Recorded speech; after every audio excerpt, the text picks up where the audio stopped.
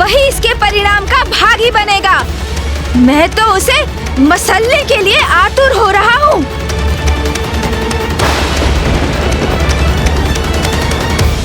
किंतु वो स्थान तो बहुत दूर प्रतीत हो रहा है। समय से मैंने एक टोकरी मोदक तक नहीं चखे। ऐसे में वहाँ जाऊंगा कैसे? मूषक जी को बुलाता हूँ। मूषक जी, मूषक जी! ये जिसका भी दुष्कृत्य है उसे अब उचित दंड दूंगा मैं। प्रभु, प्रभु, मैं आ गया प्रभु। प्रभु, अंततः बुला ही लिया आपने मुझे। मैंने नहीं बुलाया, किसी को नहीं बुलाया मैंने। नहीं बुलाया? अर्थात प्रभु, अभी तो आपका स्वर सुना मैंने। कैलाश में इतना सुंदर दिवस था आज। मैं भोजन से तृप्त होकर उपवन में विश्राम कर रहा था प्रभु। आकाश में मेघों की सुंदर आकृतियां देखकर प्रकृति का आनंद लेते हुए मैं बस निद्रा में खोने ही वाला था और तभी आपके स्वर मेरे कानों में गूंजा। मूषक जी, मूषक जी! मैंने कहा ना, मैंने किसी को नहीं बुलाया। बुरा मत मानिएगा, किंतु इन दिनों आपको क्रोध बहुत आ रहा है प्रभु। मूषक जी! एक और प्रभु। प्रभु! मूषक जी, आप यहाँ क्या कर रहे हैं? कितने समय से पुकार रहा हूँ मैं आपको। आप मेरे मार्ग से हटने का कष्ट करेंगे?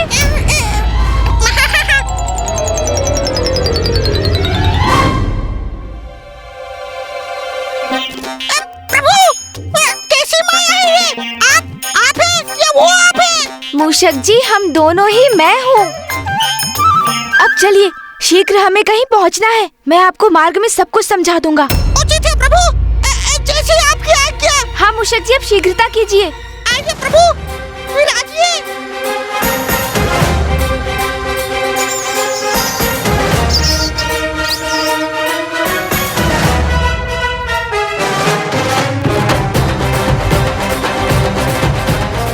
अब मैं ऊपर जाकर देखता हूँ।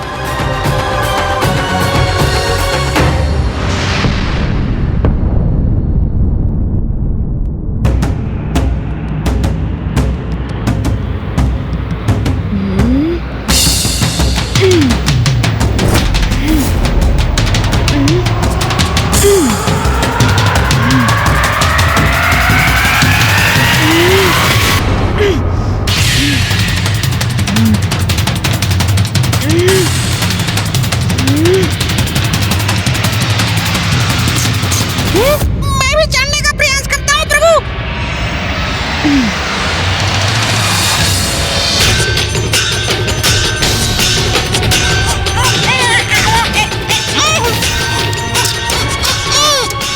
चलिए मूषक जी, प्रयास कीजिए। क्या हमारा वहाँ जाना आवश्यक है प्रभु? ये चढ़ाई चढ़ना मेरे लिए संभव नहीं।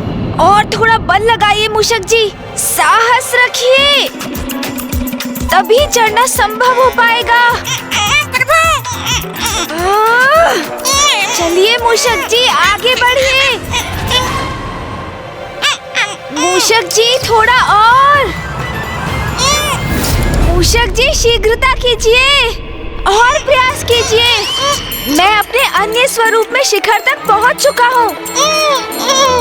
मेरे अन्य स्वरूप पर दृष्टि बनी रहे, ये अनिवार्य है। हाँ प्रभु। शीघ्रता कीजिए मूषक जी, शीघ्रता कीजिए। प्रभु, आगे बढ़िए।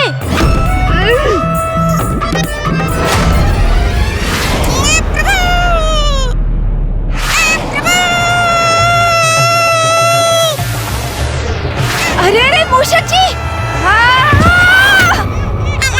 क्षमा कीजिए प्रभु, मैं क्षमा मांगता हूँ। मूषक जी, आप आहत तो नहीं हुए ना?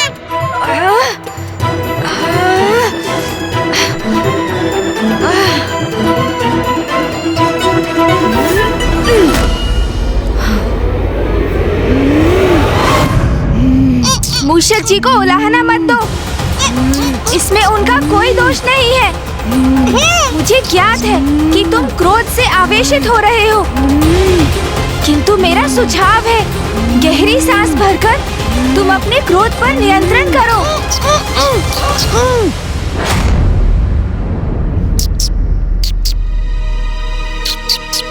स्मरण रखना, हम तुम्हारे क्रोध से उस स्रोत तक पहुंचना चाहते हैं।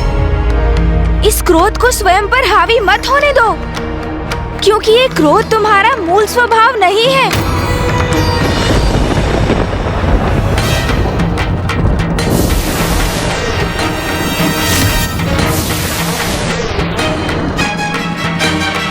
वो देखो वहाँ।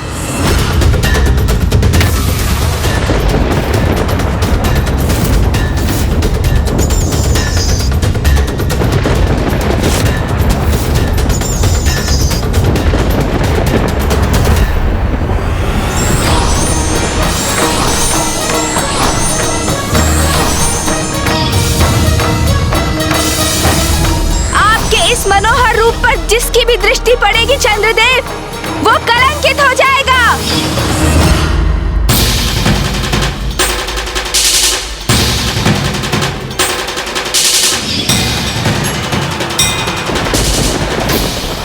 वही लाल ऊर्जा।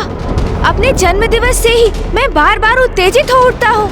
हाँ, मुझे भी बड़ा विचित्र आभास हुआ, जैसे कोई बाहरी ऊर्जा मेरे भीतर प्रवेश कर रही है। प्रतीत होता है कि जो हमारे क्रोध के मूल में ऊर्जा है, हमें उसका स्रोत प्राप्त हो गया है। जो भी हो, मैं तो बस इतना चाहता हूँ कि मुझे एक ही समय पर प्रभु के इन दोनों रूपों का वाहन ना बनना पड़े। जब हम इस स्रोत तक पहुँच ही गए हैं, तो आगे बढ़कर इसका निरीक्षण भी कर लेते हैं। उचित कहा तुमने।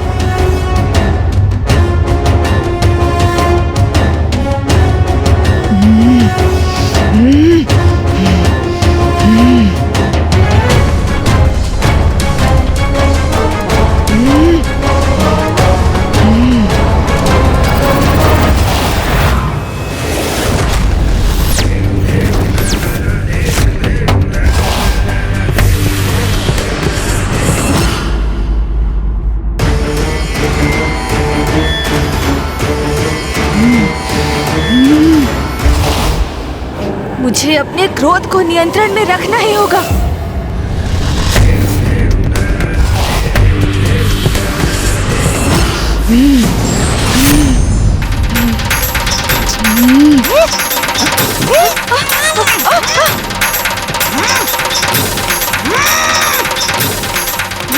मूषक जी, क्या हुआ? अब मूषक जी कैसे उत्तेजित हो गए? मूषक जी! अरे मूषक जी, ये क्या कर रहे हैं?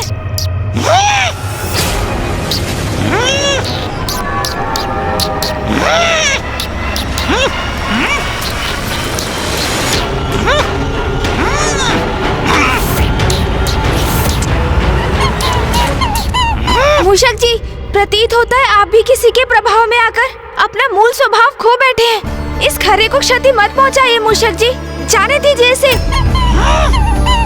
मूषक जी, यदि आपने इस निरीह प्राणी को तनिक भी क्षति पहुंचाई, तो आप अपने संपूर्ण जीवन में स्वयं को क्षमा नहीं कर पाएंगे। इसलिए अपने नेत्र बंद कीजिए, गहरी श्वास लेकर अपने क्रोध को शांत कीजिए और जाने दीजिए इस वंचर खरे को।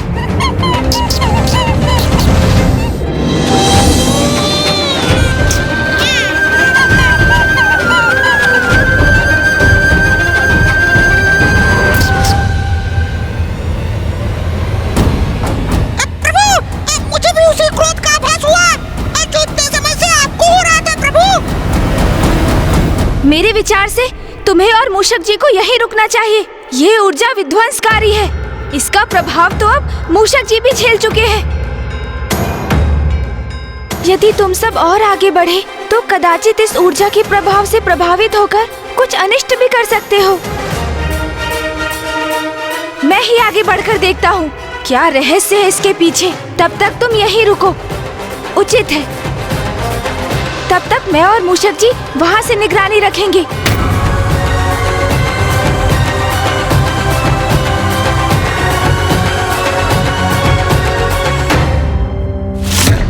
ओम नमः शिवाय। ओम नमः शिवाय। ओम नमः शिवाय। ओम नमः शिवाय। ओम नमः शिवाय। ओम नमः शिवाय। ओम नमः शिवाय। ओम नमः शिवाय। कौन है वो? कौन हो तुम जो यहाँ आकर मेरे तप में व्यवधान डालने का दुस्साहस कर रहे हो? मैं गणेश।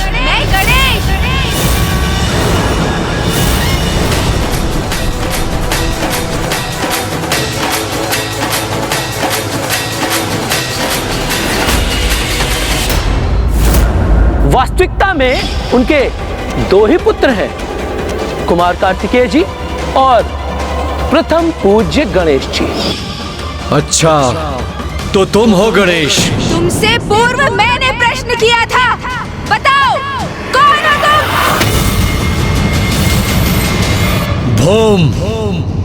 भोम हूं मैं।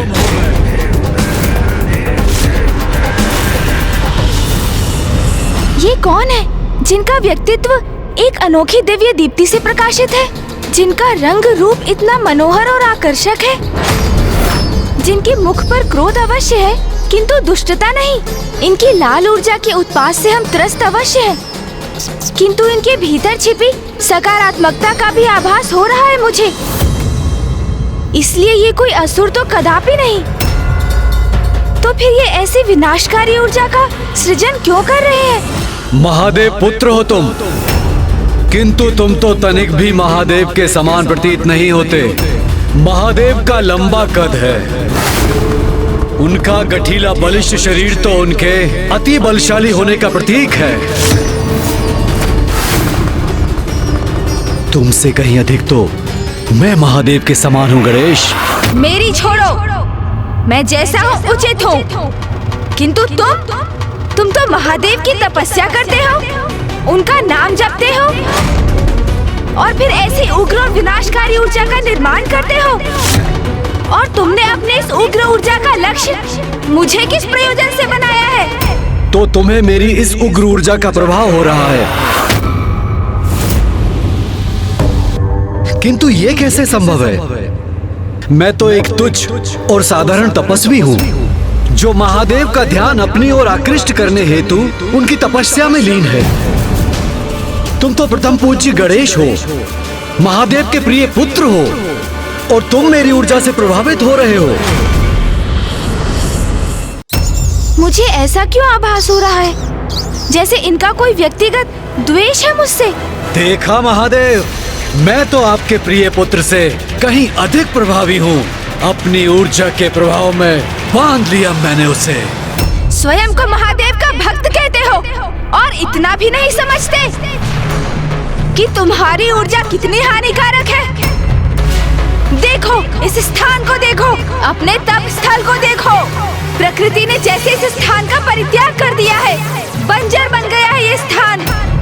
अपने तन से उत्सर्जित होने वाली इस ऊर्जा को यही रोक लो। ये कैलाश नहीं मेरा स्थान है। यहाँ आकर मुझे आदेश देने वाले तुम कौन होते हो? कैलाशवासी होंगे तुम्हारे स्नेही, तुम्हारे भक्त, वो सभी देवता जो तुम्हारे जन्मोत्सव का आनंद मनाते हैं, नृत्य गान करते हैं। किंतु यहाँ देखो, सर्वथा अकेले हो तुम, कोई नहीं है तुम्हारा यहाँ। इन्हें मेरे जन्मोत्सव की सूचना कैसे है? तो क्या ये स्वयं भी वहाँ गए थे? नहीं प्रभु, मैंने तो स्वयं सभी अतिथियों का स्वागत किया था। ये वहाँ होता तो मुझे अवश्य स्मरण होता प्रभु।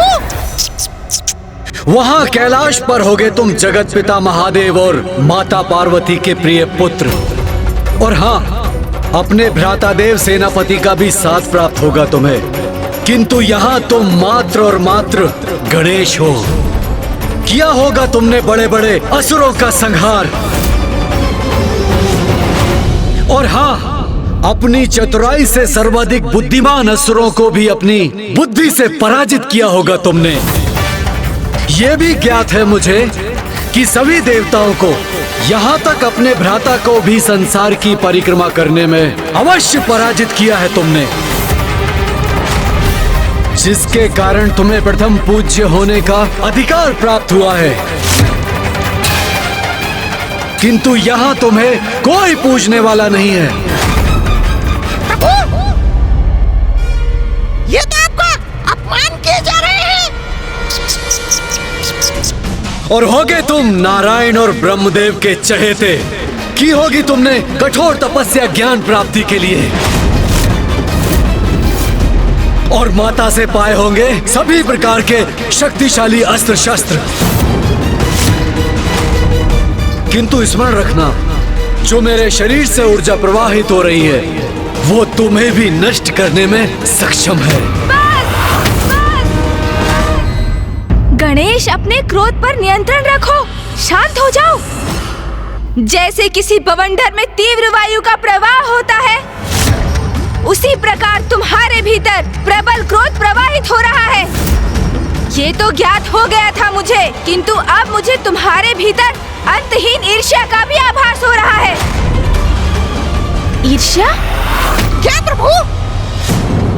प्रभु, क्या है ये ईर्ष्या? मूषक जी, ईर्ष्या तो वो भावना है जो किसी वास्तविक अथवा काल्पनिक अभाव के बोध से उत्पन्न होती है, और जिसका आभास तभी होता है जब हम किसी से अपनी तुलना करते हैं, और हमें इस बात का क्षोभ होता है कि जो अन्य किसी को प्राप्त है और जिससे हम भी योग्य हैं, हम उससे वंचित हैं। किंतु ऐसा क्या है जो मेरे पास है और इनके पास नहीं? प्रभु, मुझे ज्ञात है आपकी सूंड। क्या मूषक जी? प्रभु, ईर्ष्या का तो कोई भी कारण हो सकता है ना।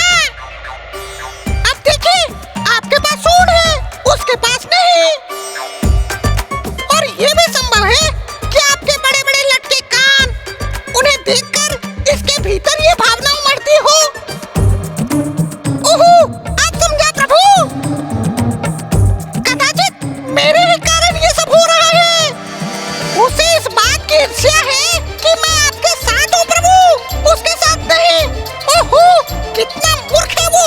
मैं अभी जाकर उसे सब स्पष्ट कर देता हूँ प्रभु, समझा देता हूँ उसे। सावधान मूषक जी, उनके पास 4 हाथ हैं और वे एक अत्यंत प्रवीण योद्धा भी प्रतीत होते हैं। किंतु मेरे प्रति इतने ईर्ष्यालु क्यों है ये भौम? कौन है ये और क्या है इनका वास्तविक परिचय? मुझे तो ऐसा प्रतीत हो रहा है कि ये कोई सदात्मा ही है जिसे उनकी ईर्ष्या ने भटका दिया है। कदाचित ये ज्ञात करने के लिए मुझे ही वहाँ जाना होगा, और इससे भी अधिक ये ज्ञात करने कि वो मुझसे इतना क्रोधित क्यों है। हाँ प्रभु, मैं तुम्हें एक अंतिम चेतावनी दे रहा हूँ। रोक दो इस ऊर्जा को, अन्यथा क्या करोगे तुम? मेरे बारे में इतना सब कुछ ज्ञात होने पर भी ये प्रश्न तो मुझसे पूछ रहे हो। मेरे सभी प्रश्नों के उत्तर इस पुरुष की पहचान से ही उजागर हो सकते हैं कि कौन है ये।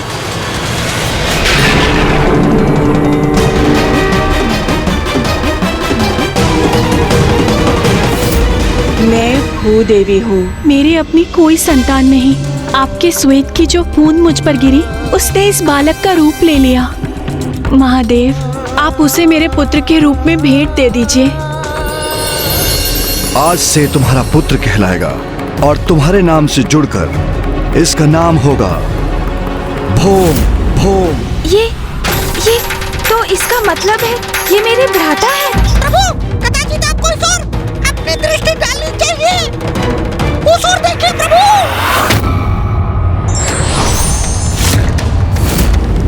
बस इतना ही?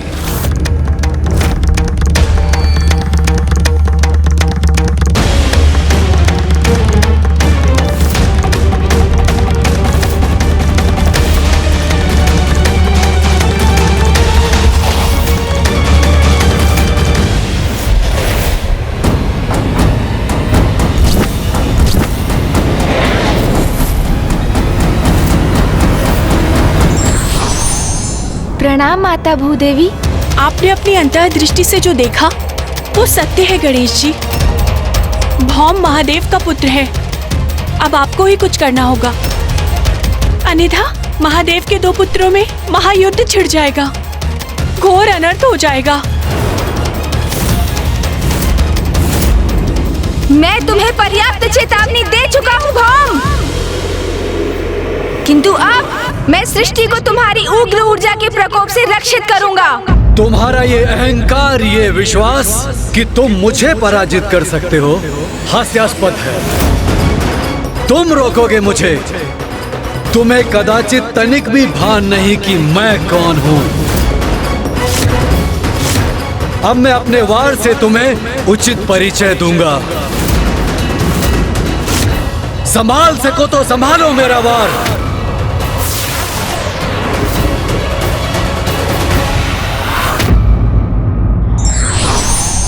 किसी भी अपरिचित परिस्थिति से सामना होने पर हमें सोच विचार कर शांतिपूर्वक प्रतिक्रिया करना चाहिए।